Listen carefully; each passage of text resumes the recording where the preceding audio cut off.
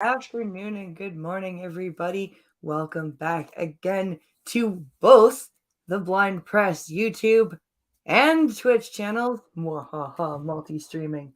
And Simulcast. it is Canadian Wednesday on the coffee stream today, and I am joined by my good friend, Dr. Functional. I ain't your friend, guy.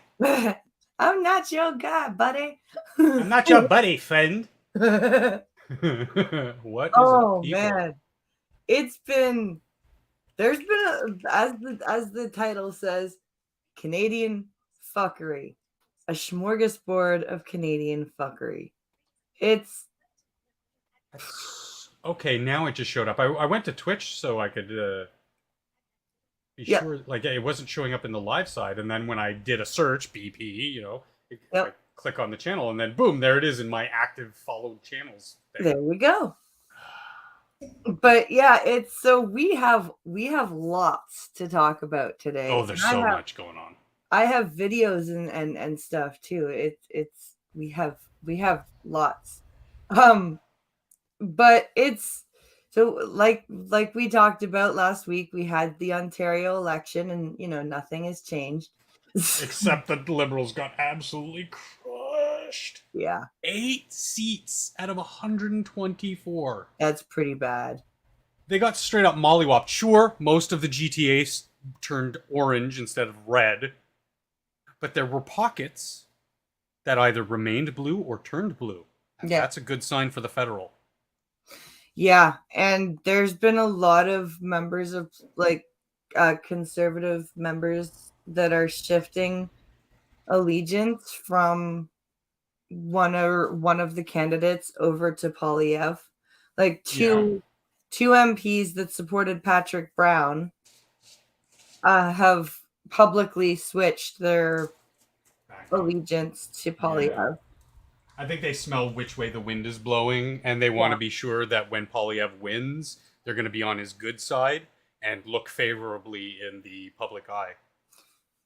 Yeah. It's politics. That kind of shit happens. Well, and there's also that, I think, in order to kind of put a stop to the infighting within the party, Yeah. I think some of the people that are already kind of agreeing with Polyev are like, yeah, you know what? Let's just support him to get this over with and stop the fighting. Yeah, enforce that solidarity because you don't want that weakness to show when you do go tete-a-tete against the fascists. Well, because that's what's been losing them the elections is that infighting. Because there are definite swings in polls towards more, I would say, moderate right. Mm-hmm, mm-hmm. But when it comes to voting for them, I think right now Canadians are still seeing a lot of that bickering. And I don't think they want to vote for that. And I think that there's the residual fallout from anyone who pays attention from the Maxime Bernier PPC split, which should be settling down a little bit more. And I mean, God, if he only stuck it out for just a little while longer, I could just imagine Polyev as PM and Mad Max as like deputy PM or something, or finance minister or something. In a cabinet somewhere in his cabinet, yeah, to be that strong extension of Polyev himself, because they share a lot of the same values. That's why I'm so distraught that the PPC took a lot of good people I would consider good, out of the PC party. Because again, we talked about it quickly before the stream started. I had mentioned that, I look at the left, anyone left of center, and I'm just kind of like, you're all fucking crazy. As a former Liberal voter, been voting conservative now the last several, good decade or so. Yeah. Because I look at the right and I go, there are some evil people there. There are some people I don't agree with, but at least they're not batshit insane. And I can work with that. They're not batshit insane, and people seem to be like unless you get into like the as Pincalo likes to call them, the right Tifa Yeah, yeah, side, where they're like just as militant, crazy, batshit, like the Nick Fuentes type people. yeah, yeah. The Ethan Ralph type people. Oh, certainly. Yeah, yeah, yeah. They're but there's also more of a culture of calling out that bullshit Yep. in the moderate right. They'll police their own. Yeah, for sure. Even the moderate left, because moderate left seems to just be like, well, that's not really what that means, though. And it's Yeah, like, you'll look at no, Sam Cedars, the Young Turks. They'll bend over backwards to yeah, defend child grooming. yeah, Like one of the most heinous things people, outside of actually violating, that goes on. And yeah, they're sitting there trying to bend over backwards in pretzels, like pretzel knots, to defend these people. And if that were to happen on the right, look at the.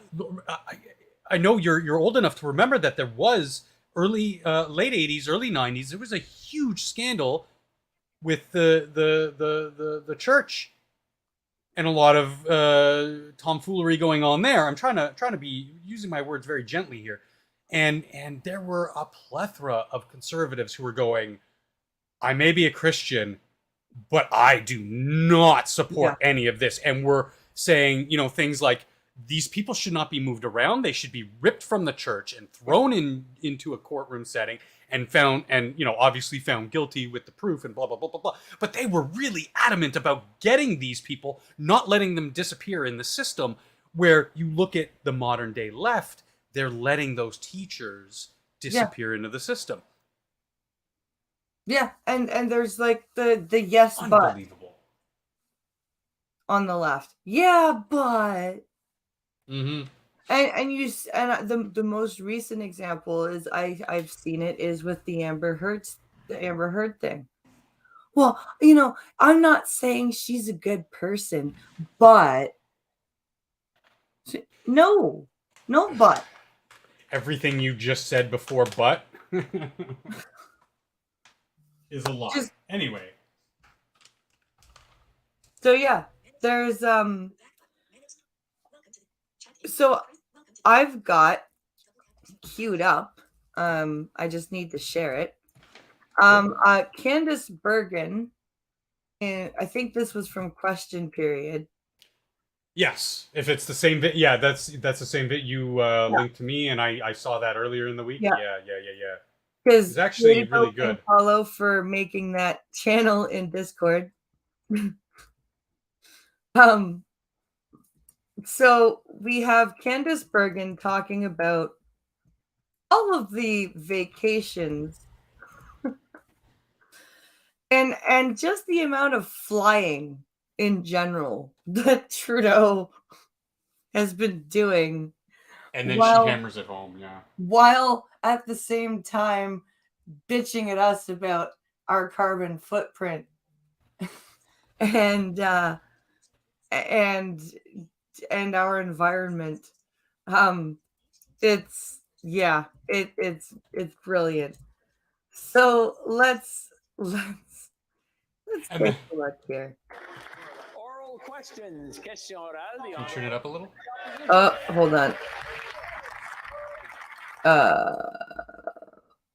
Why is the volume so low? Try up on your arrow keys. Volume? Why did you get screwed up? Looks like the YouTube video is a little low.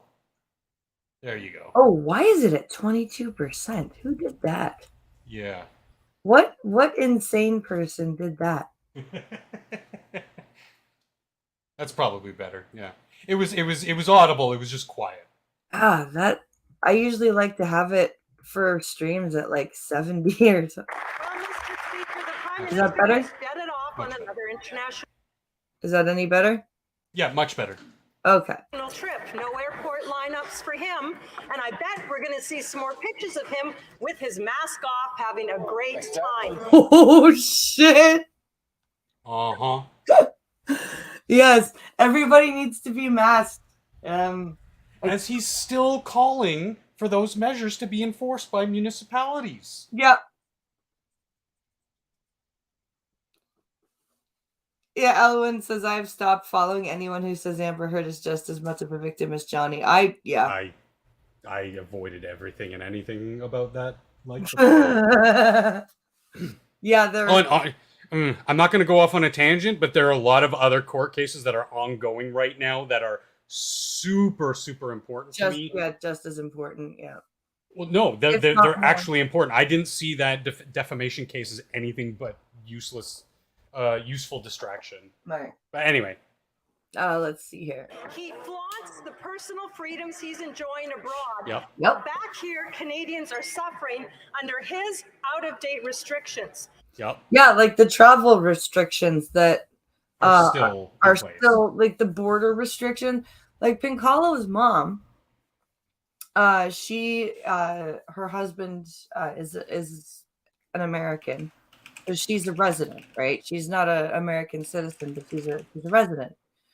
But because of the restrictions and crap that is going on right now, she hasn't been able to come visit like any of us for, I think this is the 3rd year. And she's at this point, she's just like, I don't care. I'm coming up. It's like I like, even if her husband is a pilot, so even if he has to fly his plane over here, like she's like, I'm coming up. I miss that. This is stupid. And the federal regulations are basically, putting it in as few words as I can, you can leave, but you can't come back. Yeah. Without filling all these criteria. However, in the Canadian Constitution, it says every citizen of Canada has the right to enter, remain in, and leave Canada.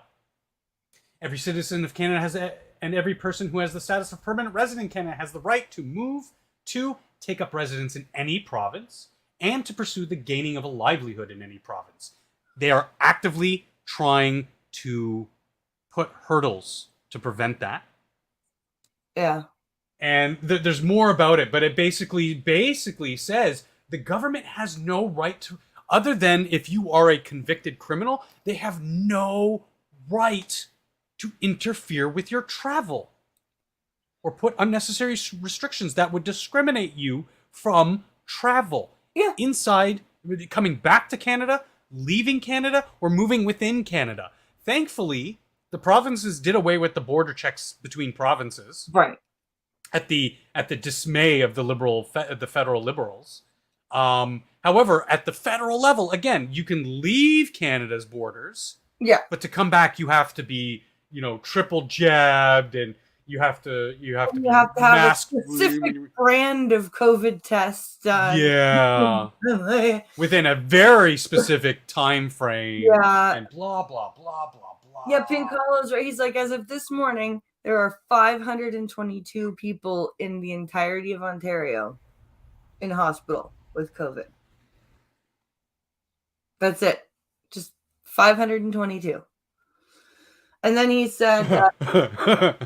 so we're doing okay. Yeah.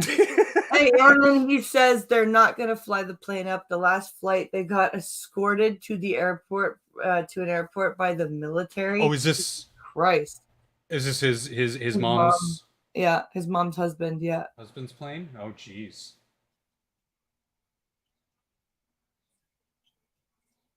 Well, I'll go one step further.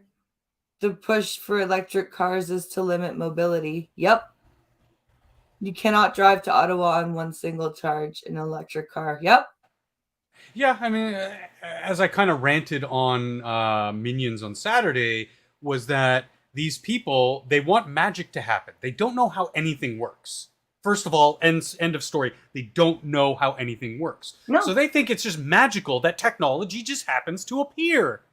The internet one day just appeared. Nobody invented it. It just poof. Yeah. Nobody laid the infrastructure for the internet. It just... antibacterial soaps. They just appeared one day. So they don't understand that somebody has to invent these technologies. And the battery technologies for these electric cars are just not there yet. So for them to keep pushing it, it's like, great, push it. If it's something you believe in, then bloody freaking invent it. Right. Don't demand that I use something because you think it works. The amount of morons that think long haul trucking is dead and that we can just switch to electric vehicles for So dumb. our goods transport. It's like even if Pincalo just did in-town deliveries of like lawyers and shit, he couldn't use an electric car. No, he couldn't get a full day's work out of it. No. He'd be lucky to get half a day's work out of it. Yeah. Lucky. And then on top of that, the luck factor, how much out of pocket would you pay for a top of the line new vehicle? Right. That would put you into so much debt that Pincalo, working half days when he's lucky, would be cold and buried by the time he even got close to paying off half of that. He'd have to go back to a 9 to 5. Which then defeats the purpose of having, it's so goddamn ridiculous. Yeah, it's This isn't magic people. No. This is people who have studied and excelled in their fields for years and years and years, who maybe one day come up with something new or improve on an already existing technology. Yeah. All right, let's see what else she says here. Tourism, federal employees, small businesses, families, all are suffering. They're all pawns in the Prime Minister's COVID game. The businesses that survived. The Prime Minister knows he needs to lift these restrictions, but he would rather do COVID theater than do what's right. Oh shit! COVID Look theater. at that. Oh man, her 1,000-yard stare right now, directly across the bench, and I bet you anything he's looking at Freeland. Probably. Or she's looking at Freeland. Because Trudeau's not there. No, he's jetting off to God knows where. Mr. Speaker. Oh, thank you very much, Mr. it's this Speaker. chick. From the beginning of this pandemic, Or we've this been guy. there for Canadians. And of course, I hate that. We've been there for Canadians. Or the other one. We've had your backs. Yeah. You've had our back up against the dumpster while you're trying to violate us. Maybe. Right? Yeah, he says a whole lot of nothing. He says a quick bit of nothing. Let's get through it because it's painful. Yeah, Pincalo, I didn't even work yesterday. Yeah, that's true. He didn't. No, I don't blame you. It was kind of miserable out. Nobody called in any deliveries. It was crazy. I think he had like two deliveries, and one he had to do this morning because they were closed already. But that was called in at like 4:30 in the afternoon. It was insane. All right, let's see. Of course, it's the Prime Minister's job and obligation to travel to other countries to do his important work. But when we hear the opposition speak positively about public health measures, but badly about vaccination, it confuses the public. Where did she speak badly about vaccination? She didn't. Where did she even mention vaccination in that speech?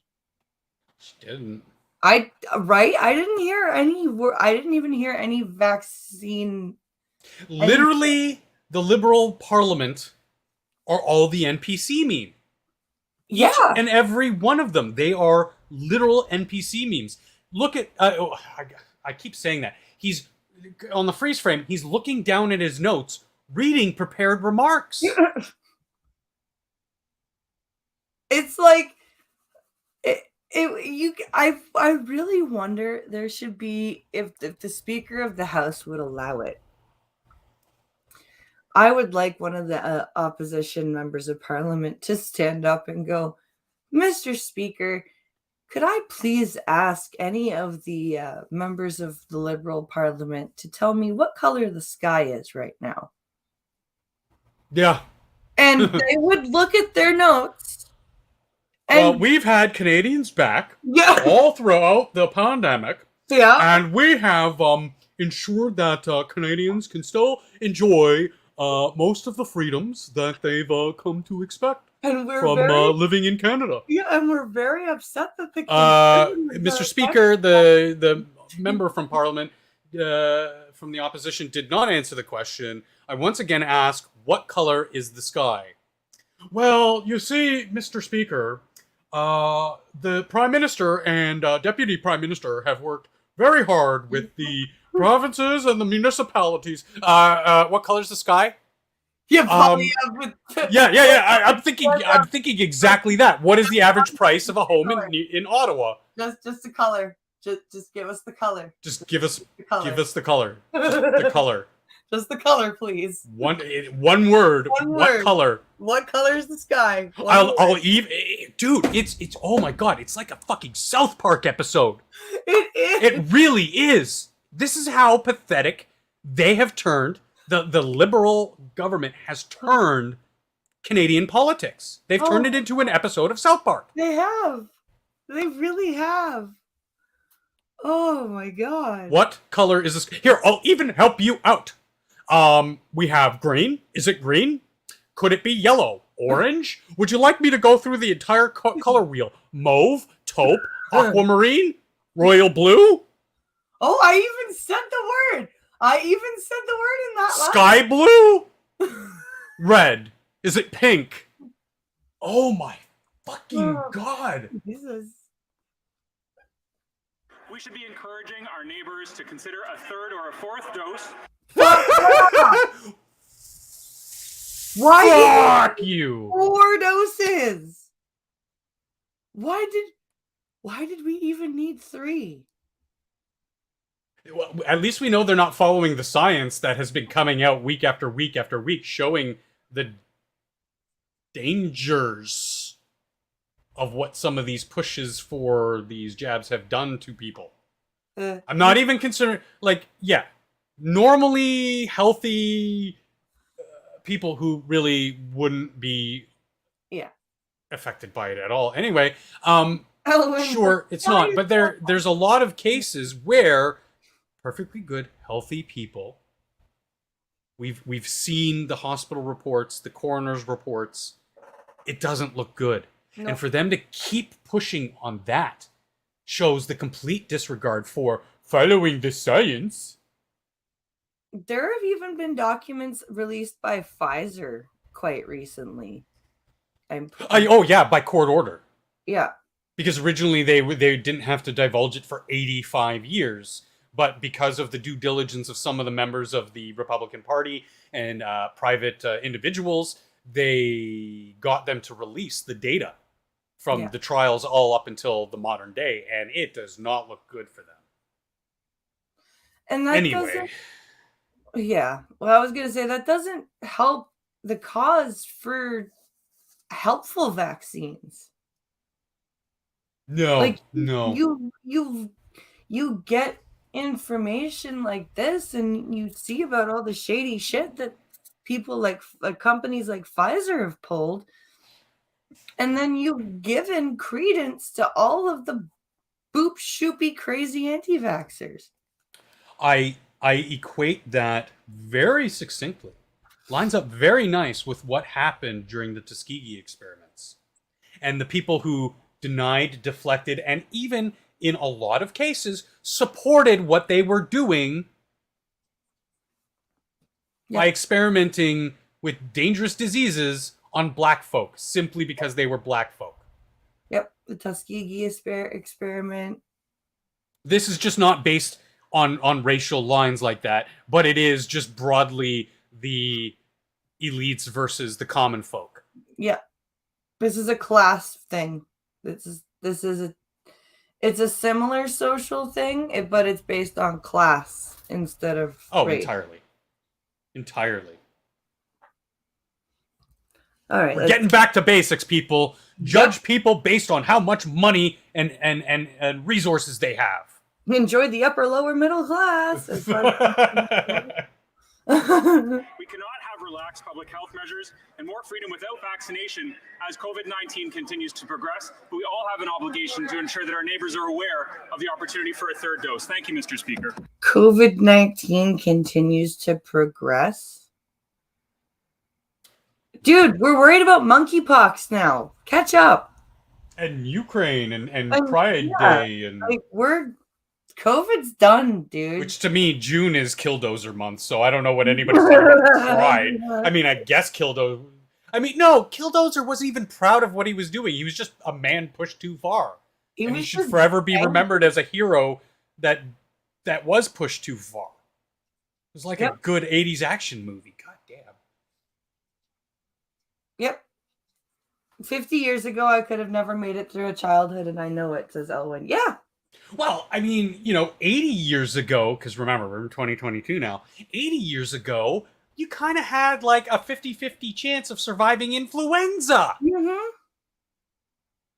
Again, these idiots, they think just magic appears. It's like just, boom, one day we were just hyper resilient to strains of influenza. No! It's because there were changes in diet, I mentioned it before, antibiotics, not just the medicine, but antibacterial soaps and cleanliness and better innovations in sanitation. All these things came together. Yeah. For the animals that we raise to make them healthier. And all these things combine to make us more resilient to very common things like influenza. Yep. Like shit, I'm least influenza and those types of diseases are one of the things that I am the least scared of these days. In fact, one of the most common things that people should be afraid of that the government is actually responsible for ignoring is things like E. coli poisoning. Yeah. Walkerton. Yeah. And I mean, we're still in safe levels in the GTA and Southern Ontario and Southern Quebec as a whole, but the levels are rising in our water supply. And we're not combating it at all. One day, we could just wake up and be like, there's been a huge E. coli outbreak in the middle of the GTA. And I mean, people will like look to blame fingers, and like I can tell stories right now and show you who is responsible. Kathleen Wynne, David Del Tuca. Like, there's also the John Tory. Could you imagine something like an E. coli outbreak, or like all of the how many batches of food get pumped out to the grocery store, and then we get Health Canada like, oh shit, don't eat the lettuce. Don't eat the lettuce. Don't eat the packaged ham. That's because they found not any, but like a standardized level of bacterium or something else that they discover after the fact they get it to the grocery stores. So that's the first kind of and it's at a air quotes here dangerous level. When a couple microns less, and it's not a dangerous level, but can still make quite a few people sick and probably off a couple grannies or a couple immunocompromised people. So you have our backs. Okay. Yes, definitely. The Honourable Leader of the Opposition. Well, Canadians would like to be planning their summer vacation right now, but too many are focused on how they're going to be able to afford fuel for their cars or feed their families. Over 20% of Canadians are actually skipping a meal in order to save money. The Liberal solution, blame. Blame COVID. Blame Putin.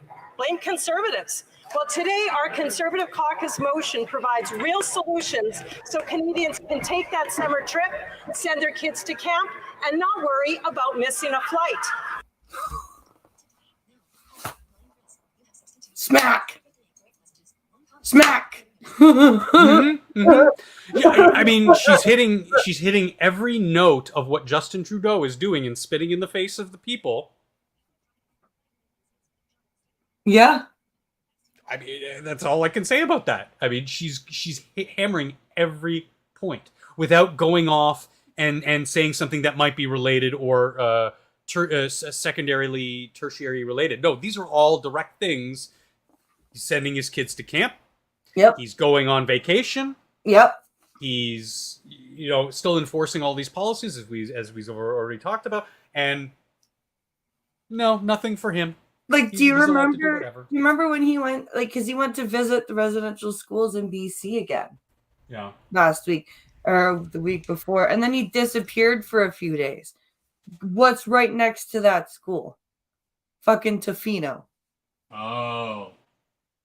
I didn't know that. Yeah. I figured he was off, gallivanting around Canada and having fun. Man, every time he goes to the residential schools in BC, he stops off at the cottage in Tofino. That makes sense then. That's why he's made so many appearances there. Yeah. Oh, yeah, Pinkala said, do you remember when Snyder's had that big listeria outbreak? Yep. Yeah.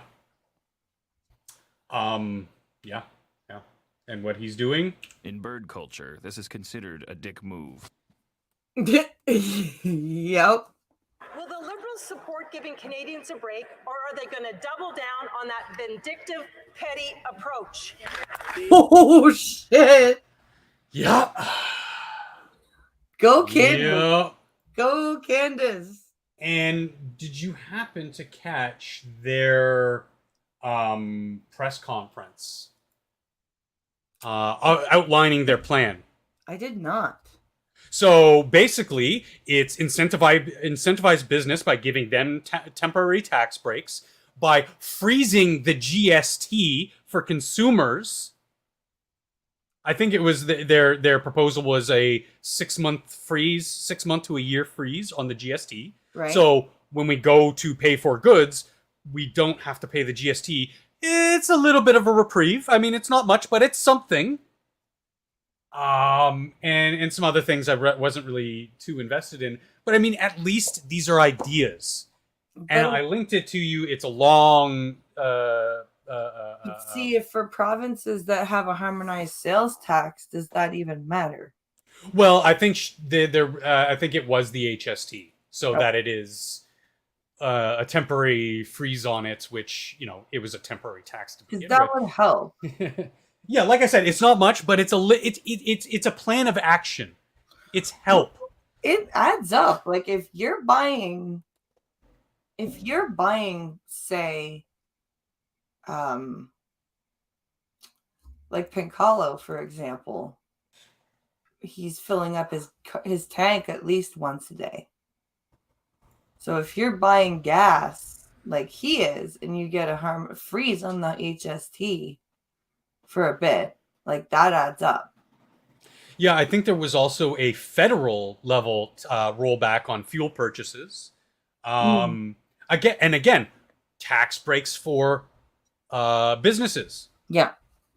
So that businesses can restock, rehire some of their depleted workforce, so that will inspire consumers to go out and spend you see how it's trickled up effect? A little bit here, a little bit there, a little bit here, a little bit there. And at the end of the day, the average person is better off. They have more opportunity, a little bit more money in their pockets. Yeah. Instead of like the NDP Jagmeet's plan, which is let's increase taxes on business and millionaires and billionaires in Canada.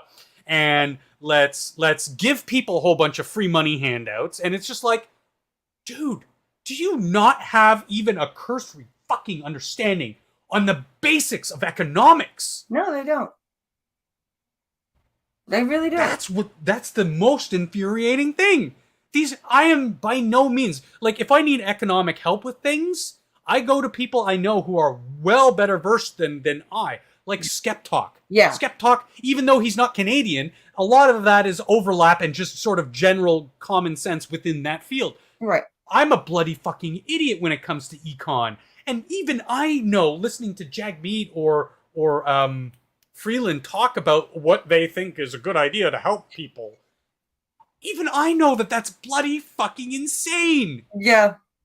And I can listen to Candace talk for 5 minutes on what their plan should be, or Polyev on what the plan should be from the conservative side, that they're begging and pleading on their hands and knees, please listen to us. Yeah. We don't want you to destroy Canada with what you're going to do. We have things that you guys 10 years ago would have been okay with. Yeah. And they're just like, no, you're conservatives. We don't want to listen to you. Yeah, You're blue man bad. conservatives." Yeah. Yeah. The Honorable Deputy Prime Minister. Oh, here we go. Speaker, we absolutely understand that affordability matters for Canadians. No, you don't. And that's why we are taking action. No, you're She not. says with her pearls. Benefit. This year, a family of 3 is getting $2,300 more. Where? Increase Where? OAS for seniors 75 and over by 10%. This year, Mr. Speaker. That I don't know, a but I doubt it. $500 top-up, Mr. Speaker, for people facing housing affordability challenges. Where? A Where? $500 And in fact, the GST rebates that we should be getting, that our tax returns get baked into, and they don't pay you a lump sum. They're now paying it over 4 or 6 payments over the course of the next cycle. Why? Because they want to use your money to make themselves richer. They're making money off the interest of the money, our money that they took. Yeah. That they're going to us like we're Oliver Twist. Yeah, you can have some more. And Just a then little more. And then there's the this federal disability benefit thing. And in nowhere have I heard that they're going to be working with the provinces to stop clawbacks of federal dollars. So it's like, okay, you're going to give us a federal disability credit, but immediately the provinces are going to take it dollar for dollar. So what's the point? I believe they also freeze the annual not increase, because we got we're getting the increase. I don't know. It wasn't the actual increase. It was the proposal for the future outlook and looking at something like the Ontario Disability Support Program. Yeah. And I think that they're proposing a freeze on the increase. Mm-hmm. So that the 2% or whatever that annually that it goes up is going to remain at 2%. They're not going to increase it to like 3% or 4%. Yeah. Or whatever. Despite the cost of living increase and food increase and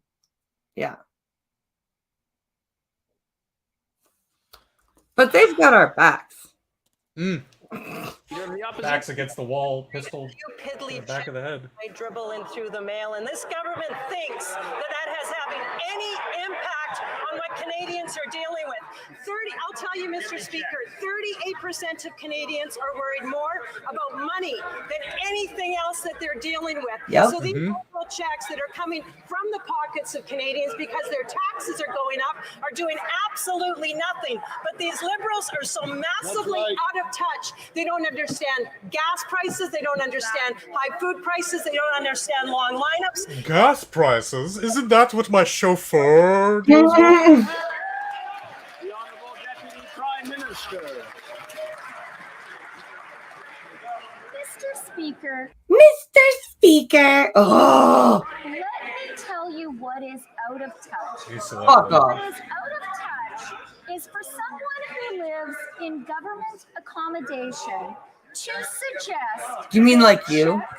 for $2,300 for a family of 3 working at the minimum wage is piddly. You know you are not sending out lump sum checks of $2,300. You lying whore. And another thing, when Candace, in her last segment there, she sort of led off with inundated with letters from Canadians. What are your letters saying? You pearl-clutching harpy? Yeah. What are your letters saying? Resign? You're a fucking useless bitch? I hope you die? Yeah, there's a reason for that. Because the people writing Candace and the rest of their blue side representatives, they're saying, we need help. These people are insane. They're robbing us blind. They're killing us. Yeah. They're throwing people out on the street. Yeah. I'm worried that I'm going to lose not me, but I'm speaking as a person. I'm worried I'm going to lose my apartment. Yeah. I mean, in all earnesty, Elwin and I are worried that we're never going to be able to move from this apartment that we planned on pre-COVID because of the massive spike in rent costs. Pincalo just said in chat, I'm sitting on enough for a down payment for a house, but the government is telling me it's not enough for a down payment for a house. Yeah, I mean, you know, I've paid rent for 26 years. You know what that means to a mortgage lender? I know you can't see it, but I'm making the jerk off motion. Never missed a goddamn payment in 26 years. Means nothing. That should mean more. Yeah. Than anything, because it is almost the exact same thing. In fact, I would have more respect for a mortgage payment because I'm paying for something that at the end of paying off that loan will be mine. And it's also usually less than a rental payment even before rent got stupid. Exactly. So like even now, even with the Bank of Canada spiking in interest rates by a full percentage point, I don't know if we were going to touch on that or if we'd have time. No. It went from 0.5 to 1.5% the other night. And even if I could get that mortgage or whatever, I would pay as much as I'm paying now for a one-bedroom apartment. For a house. However, this same one-bedroom apartment, new, quote-unquote new, is going for twice as much as we're paying now. Like 190% of what we're paying now. So, for nearly half the cost of what I'm paying now, or would be paying now to move into the similar place, for a home. Yeah. Be it a condo, a one-floor walk-up type condo, you know, just a small home, what most would consider a starter home.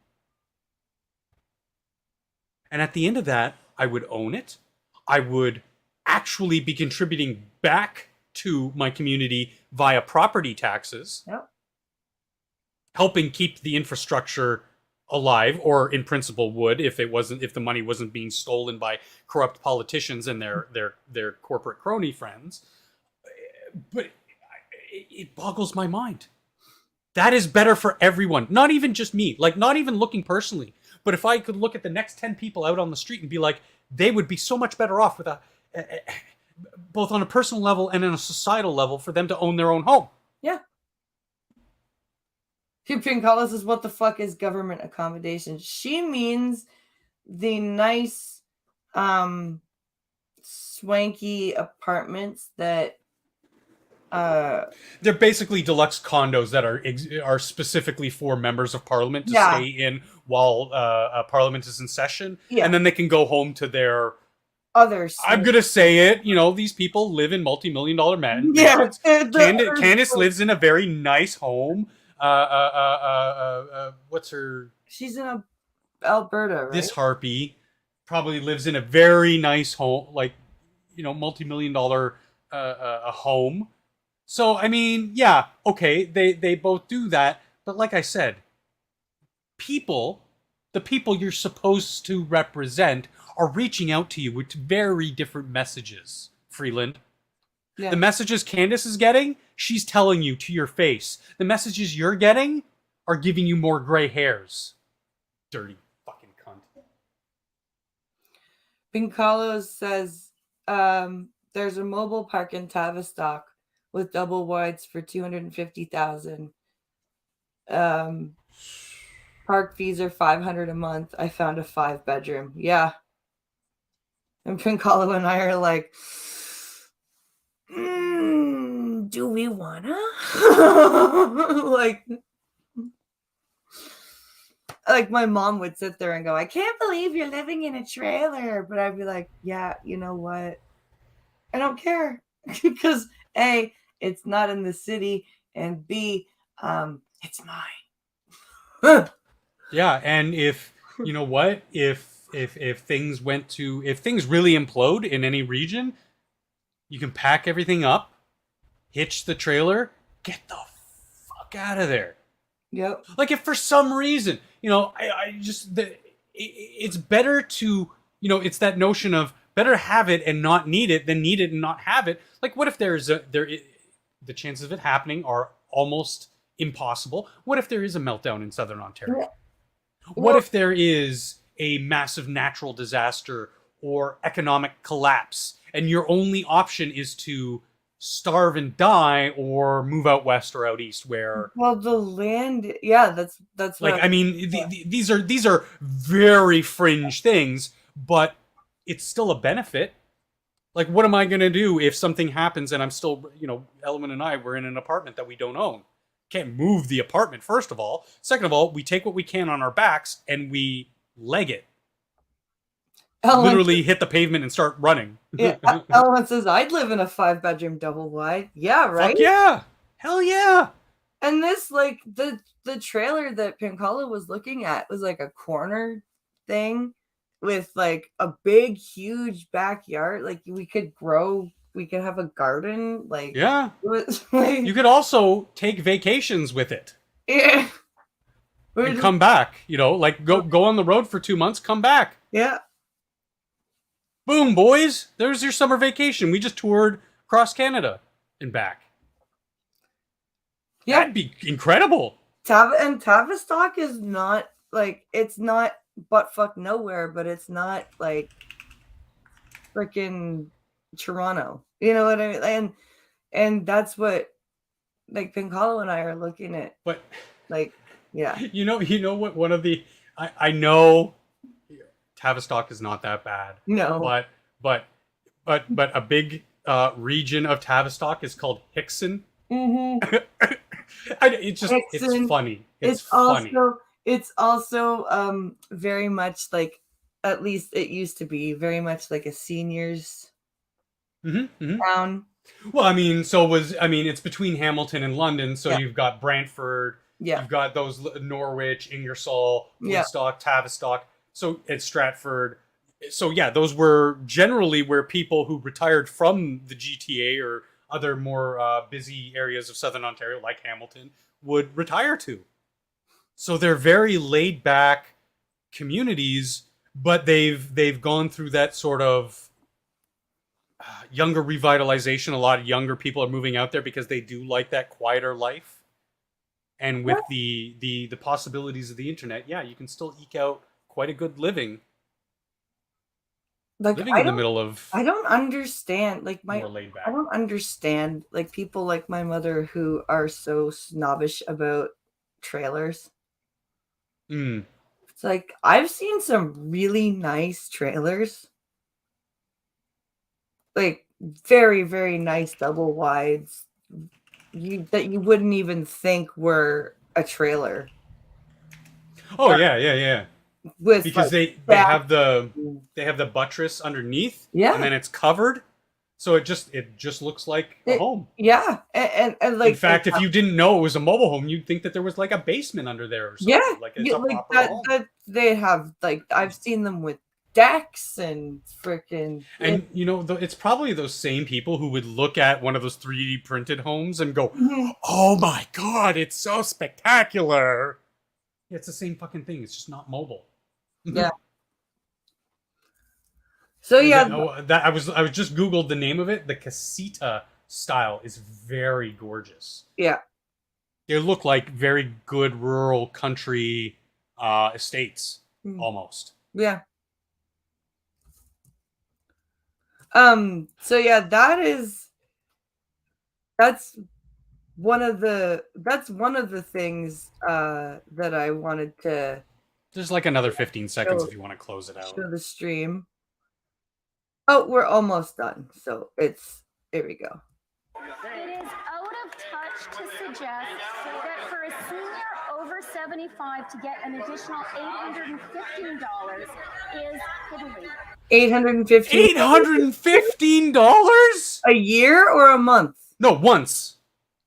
Okay, once. So $815. What's 815 divided by 12? The answer is about 67.9166. Yeah. Just under $70. Woo! Oh my god! Oh, That's gonna save so many lives. You. Ugh. She makes me so angry. yeah, Like, even more angry than Trudeau himself. it's bad. This is real support for the Canadians who need it most. No, it's not.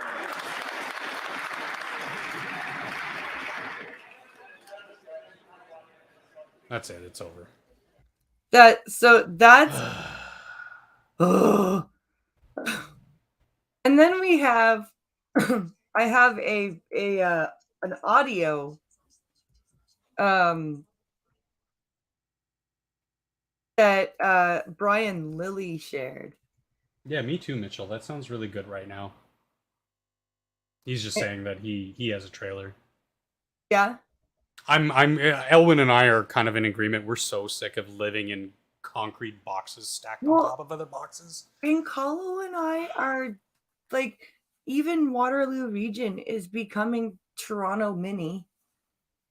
And there's so many, like, there's so much more just violent crime going on here. Like, Pinkalo read a story before I went live. There was a woman playing with her kid at a park.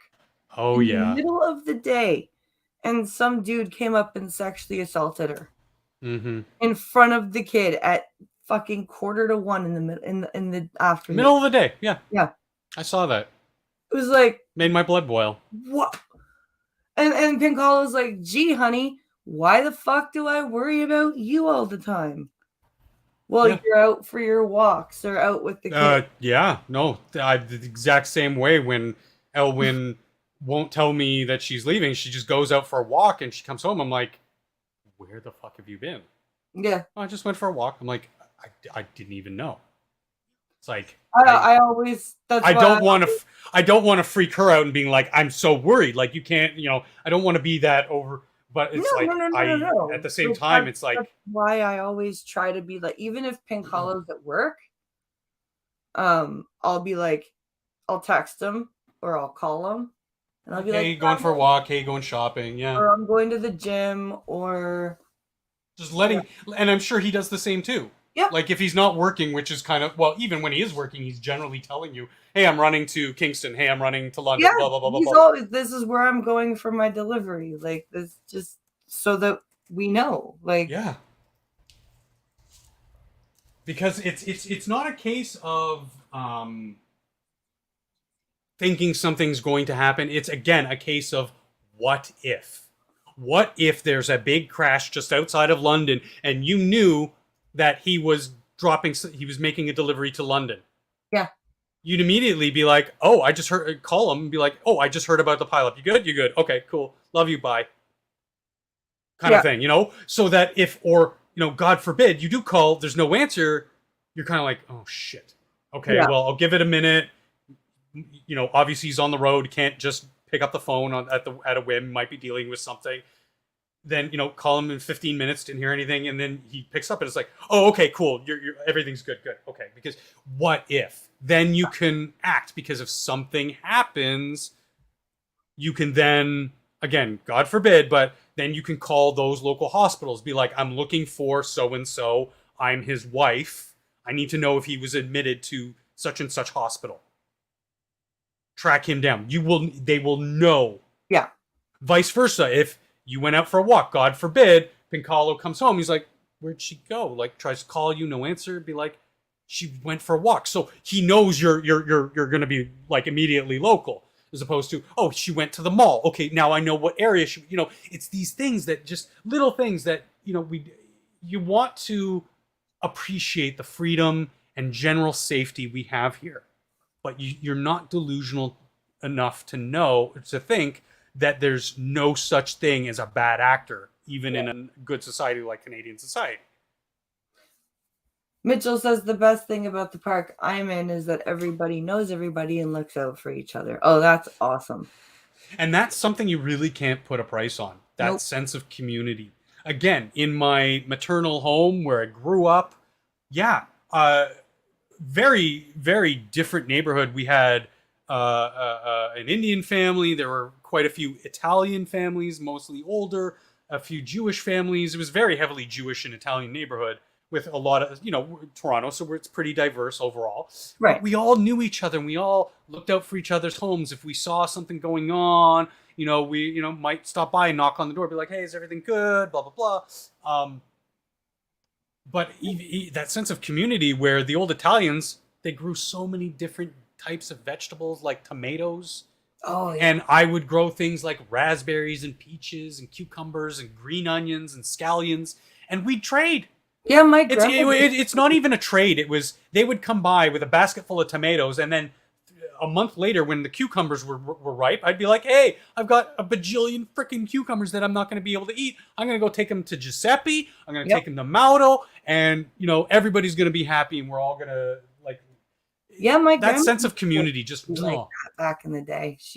Because she has a huge vegetable garden, and a bunch of other people in the neighborhood had vegetable gardens. Yeah. And, whenever anything was in season, somebody would be making the rounds. Knocking at your door. Here's some of this. And then, whenever your stuff would be in season, you'd be making the rounds. Yeah, a month later, your carrots are fully grown and you pluck them and you start making the rounds. Yeah, and you cannot put a price on that sense of community. And even today, sure, again, I live in a concrete freaking box. But if I look at my sisters who own their own homes, even then, it's a lot smaller of a bubble. Yeah. They generally know like their next door neighbors and they're friends with them. And they kind of know the person across the street. Yeah. Like they wave, but they're not like friends. They don't have that same sense of community. No. Oh, that sucks. Sad. And Carlos says, Blarg, I have to go to Brampton, but the pickup isn't till 3. Ugh. Yay. I wouldn't wish going to Brampton to my worst enemy because good luck. So this is an example from Brian Lilly, who is a Toronto Sun columnist, and this is the latest example of why we should be defunding the CBC. And because anytime you're going to go to Hamilton and then come by my way, let me know. So this guy, or this lady, is interviewing a re-elected Conservative MPP from the Ontario election. Mm-hmm. And right away, right away, this interviewer from the CBC just goes at, she introduces her and then just right away, full bore into the vitriol, anti-conservative, bullshit. Well, on the program this morning, we have heard from successful candidates from the Liberals, the NDP, and the Green Party. Now time for the PCs. Goldie Gamari is headed back to Queen's Park after being re-elected in the riding of Carleton. Good morning and congratulations to you. Good morning, Robin, and thank you very much. Thank you for... So she was re-elected as a provincial member in, I guess, Pierre Poilievre's riding, actually, Carleton. So this is who she's interviewing, and she's just introduced her, and the lady is now thanking her for having her, and she just jumps in. For having me on this morning. Your leader closed schools longer than anywhere else in North America. The iron ring he promised around long-term care homes never materialized. He was booed at a Raptors victory parade. How did your party win in spite of all of that? Really? Really? And what leader is she referring to? Ford. Oh, Ford. Okay. This is a provincial member of parliament. I didn't know if she was referring to Ford or the non-existent, party leader of. Yeah, she's referring to Ford. Okay, yeah. That makes sense then. So first of all, he kept schools closed because Trudeau bullied him too. Yeah. So, proof is in the pudding. So, also,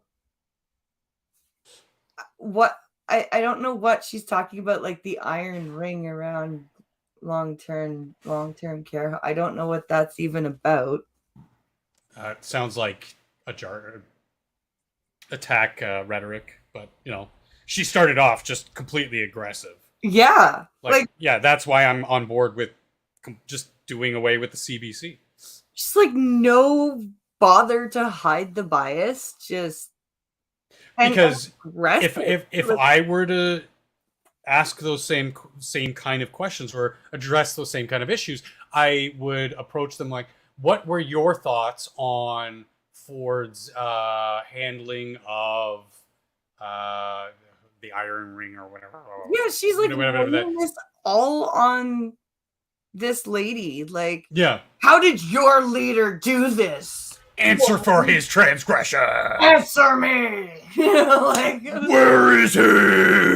Yeah, right. It's like, what the fuck, woman? You ain't Batman, bitch. Right? Calm your tits. I think, sometimes people like to focus on the negative, but I think actions speak louder than words. And when you look at how people voted across Ontario, they voted for the party that says yes to getting things done. They voted yes to the party that is building hospitals, is building infrastructure. And let's be honest here. Did they I'm so glad. Or were they just voting against the leadership of Premier Ford during the pandemic? Because I can't think of any other leader who could have done what the Premier did. That's... he did kind of fuck up. But had we had an Andrea Horwath or a Stephen Del Duca, I think we would be in much worse. Oh, we'd be in the middle of the Bell riots right now. Yeah. Yeah, Star Trek reference. Huh? Yep. Huh? Very Chat? nice. Star Trek reference? Nice. Yeah. Know your shit. But no, seriously, we'd have police blockades. You wouldn't be able to leave your neighborhood. You'd be lining up for whatever pittance they'd be handing out, food and water-wise, because guess what? The waterworks would be shut off. You'd be locked up in your apartment and have designated hours to leave your apartment. Like, it just... Ugh. It would be the worst-case nightmare scenario if Horwath was in freaking charge. Yeah. And so this is... So she's right. Like, it's... But the reason the voter turnout was so low is because even Ford didn't really speak to the common voter. No. And so the common voter was like, well, why the fuck should I vote? Yeah. But he is a competent businessman. Yeah. And started to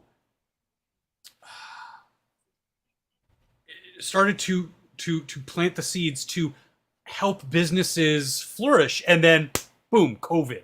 Yeah. So everything he started to plant was just immediately salted. Yeah. Nothing grew.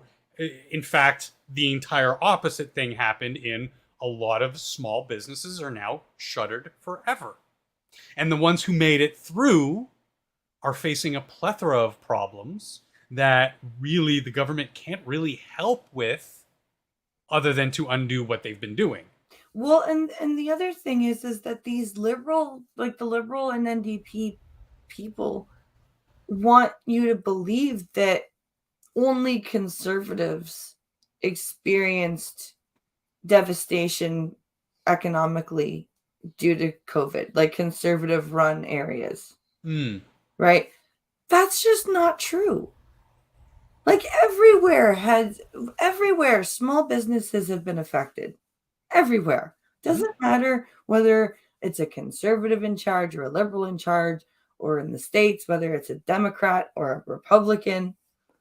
Like COVID and the way it was handled by everybody threw us all into a big tailspin. Mm-hmm.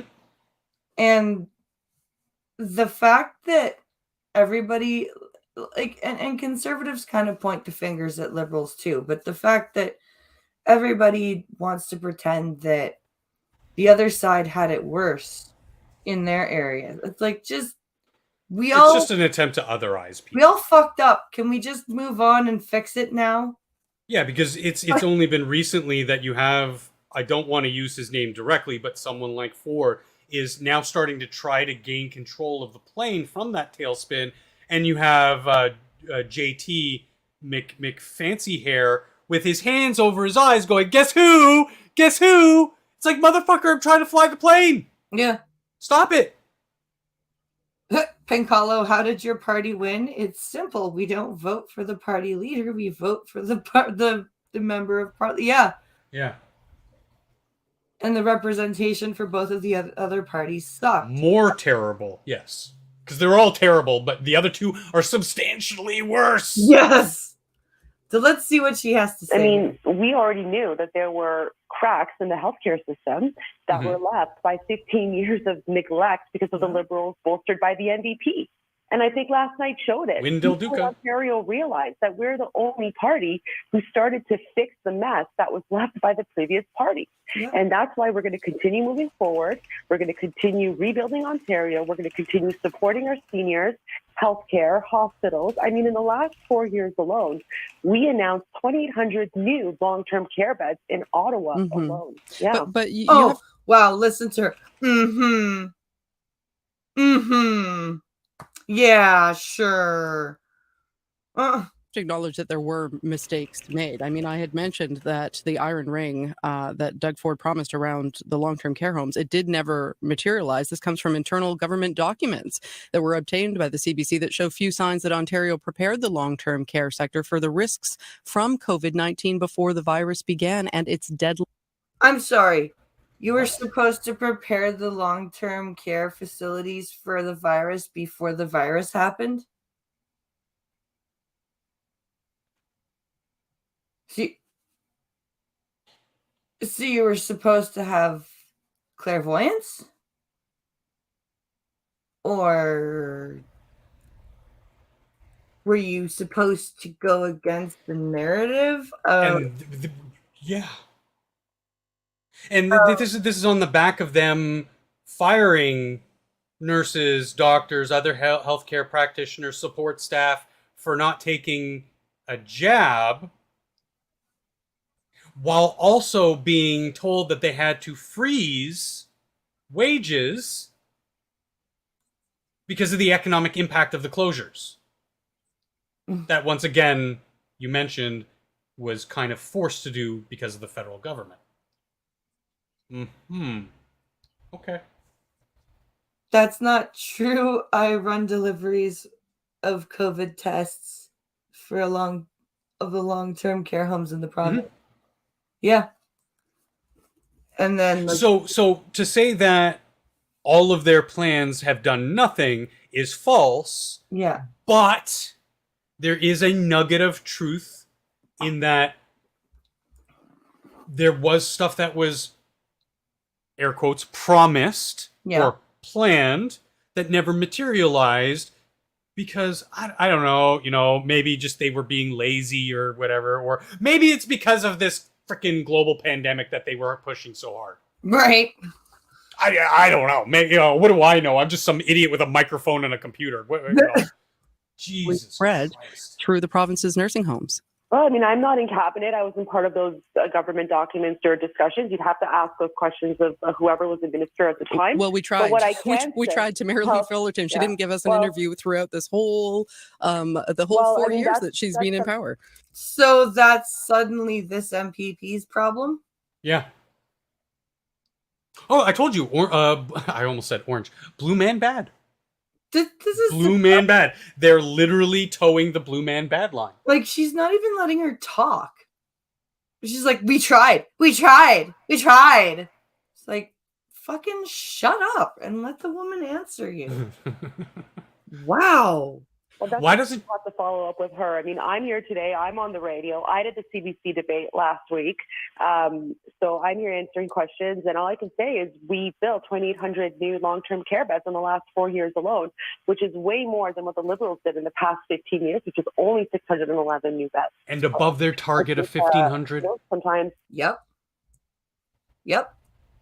Some people might want to focus on the negative, but the province of Ontario focused on the positive, and the province of Ontario chose to vote for the party that says yes to getting things done, and the results speak for themselves. Well, only 43%. I mean, the turnout was pretty abysmal.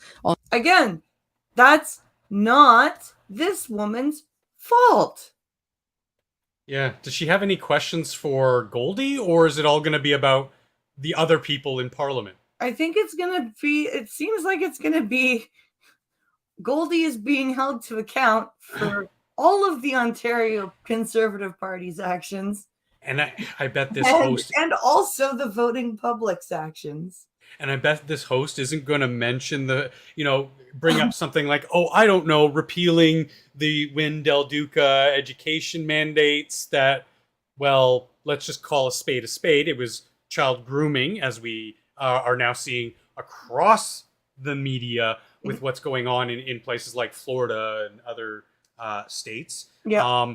Their repealing of, or their attempts, I should say, to take them to court over the selling of Hydro One, which fell flat on its face because you can't really do anything about that. Which, goddamn, I wish they could. Yeah. Do you know how much money that was funneling into our healthcare system? Tons. It was paying for our healthcare system in Ontario and then some. Yep, definitely. It is so dumb. So dumb. So short-sighted. Pink Hollow says, hell, one of my biggest clients is one of Ford's medical projects. Yeah. Mm-hmm. So let's see here. I think it might be one of the worst records of voting turnout. What does that tell you about how people are feeling about the state of the province right now? Oh, I mean, I don't know about the turnout in other ridings. I'm sorry, I just woke up about half an hour ago. I mean, turnout in my riding was 50% roughly. That's not great, dude. I mean, the challenge that I personally faced with voter turnout is people were just so content with your sport that they were like, oh, we don't need to come out and vote. You're going to get it anyway. So that was my biggest challenge. Not to mention people like the company that you work for in CBC were fear-mongering, telling people not to leave their houses. Right? Content with what's going on.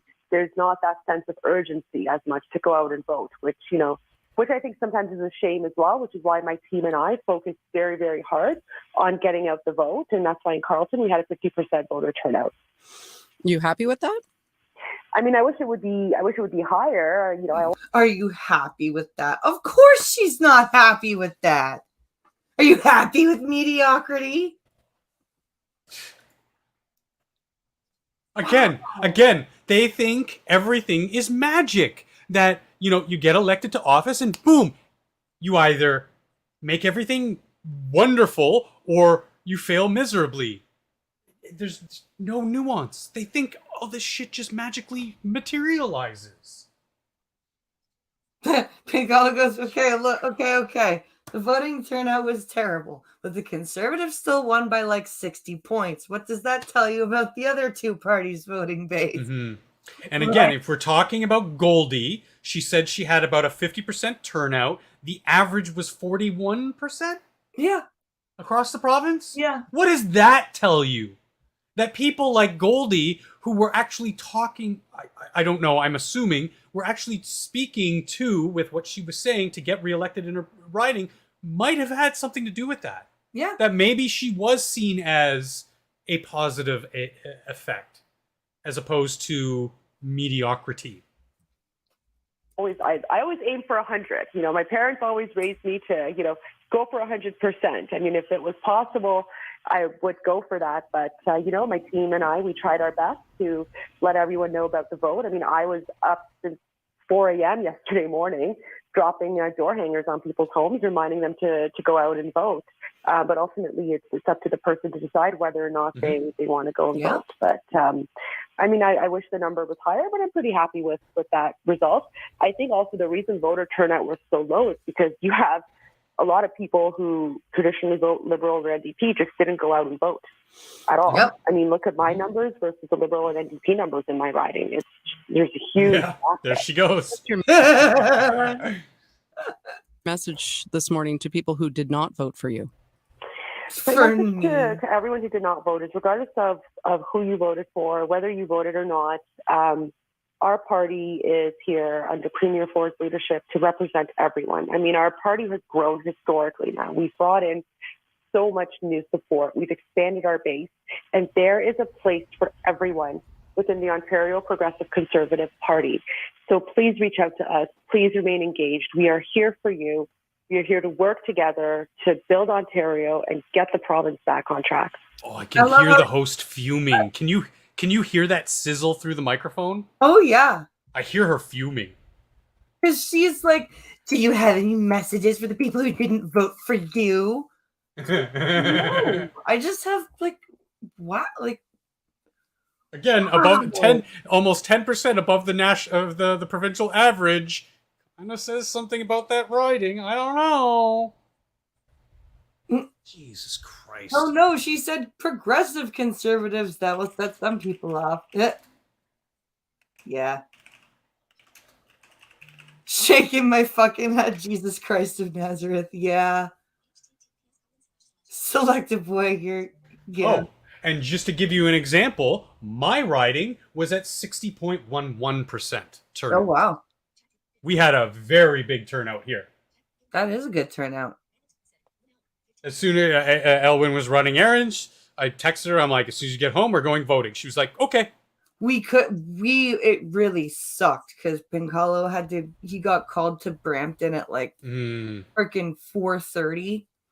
Mm-hmm. And then my son had martial arts, and I didn't know where my voter registration card was until after my mom had left. And then it's just a bad day. Like, we wanted to go out, but it was just not feasible. But yeah, that's I was gonna ask, does she respond to her closing statements? I didn't. Yeah, it's not important. I didn't see it, but we know that she was just fuming. She is a bitchy, like, and the way she's.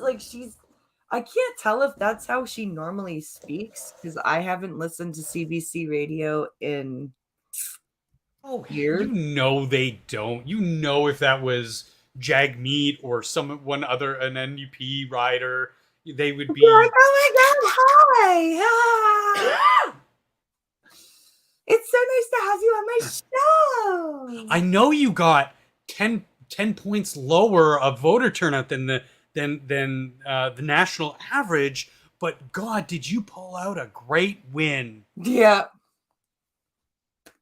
I'm so happy to have you. Oh my god!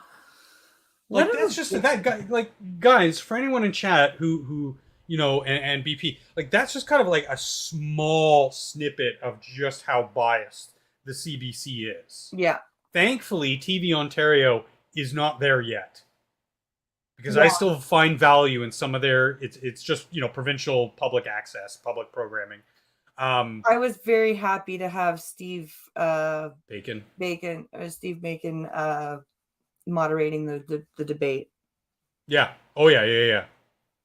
Because he's one of the, now that Rex Murphy's out of the game, he is one of the few legitimate, like fully legitimate journalists on the Canadian circuit. Writing stuff, isn't he? Yeah, but he's not doing news. He's doing opinions. He's doing commentary. Yeah. Which, good. I mean, share your experience with the people.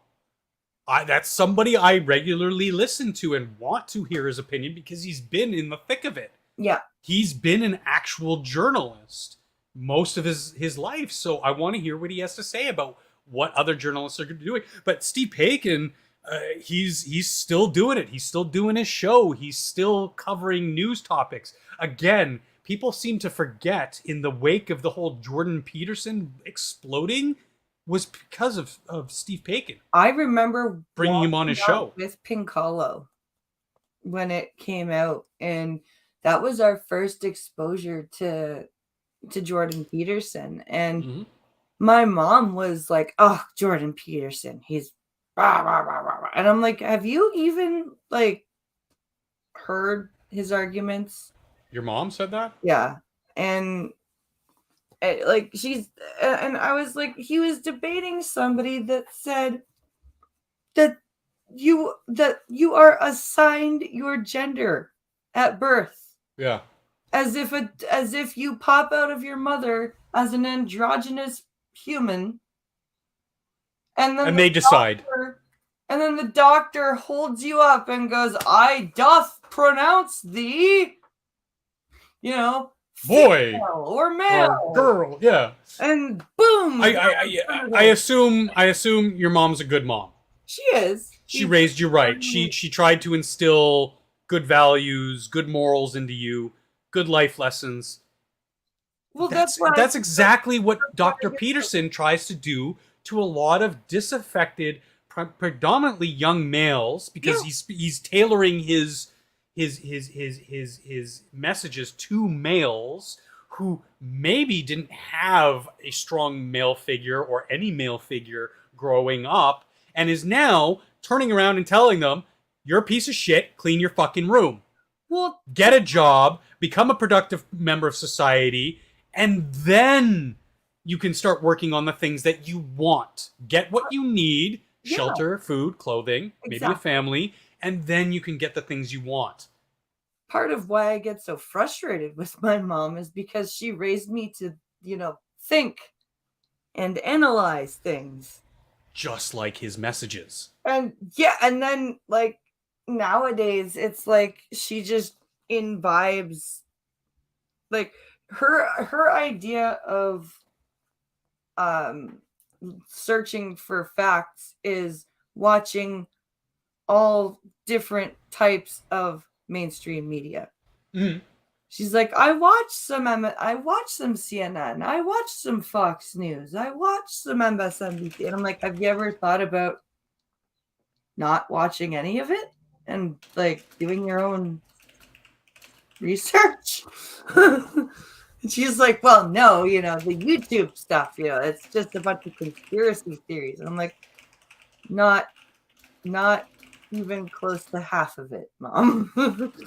Like, yes, there is a good chunk of craziness on YouTube, but that if you're a good, if you have good Google foo, as some people say, you're able to figure out the bullshit from, like, if you have an analytical mind, you can still consume stuff on YouTube and go, that's crap, right? And then you can consume other stuff on YouTube and go, okay, that's a well-balanced and thought-out argument. And then you can go and do some more research about it and decide whether that person is correct or half correct or just spun a very convincing tale of bullshit. Right? And it's just, and I get so frustrated with her because I'm like, what happened to the person that went to school to study like philosophy, which is the very study of analyzing everything and thinking and like using your analytical brain to solve logic problems? Like what happened to your head? It gets so frustrating. Ugh. And that's because there are no other options. Yeah. Oh man. Well, guys, we've made it an hour and a half. It was a good long stream today. We had a lot to talk about. And I hope you guys enjoyed yourselves, of course, as always. We enjoyed coming and bitching about things and putting our perspective on it. It's Indeed. Yes. Sorry for the typing. I had it's my nephew's bar mitzvah tomorrow. Oh my God, I can't believe. Fun. And so I was just quickly messaging my sister. That's so fun. And now I have a brand new kitten on my lap. Aww. She's so tiny. She's all black with a little white on her belly. Her name, the shelter named her Onyx. She's 8 weeks old. That's beautiful. And we decided to keep the name and just nickname her Nixie because she's a handful. Like literally and figuratively, she fits in the palm of my hand. That's how when we got Ninja, he could fit in the palm of Pincalo's hand. It was adorable. Oh yeah, same with Bojangles, our first cat, because she's around here somewhere. But again, 21 years old. She's lived a long, full, healthy life so far, and she's still kicking. Yep. But when they get a little bit older, slower, I figure a little bit of new blood in the house once they acclimate to each other. Yep. A younger cat will help her when she gets older and her vision or her hearing starts eventually going. Yeah. With grooming, and on the other side of things, she can teach her how to be a cat. Yep. Because kittens, people seem to think dogs and kittens, they just grow up and no, they're experiencing everything for the first time. It's just like having a kid. Yeah. Only they stop growing at about 4 years old. Yep.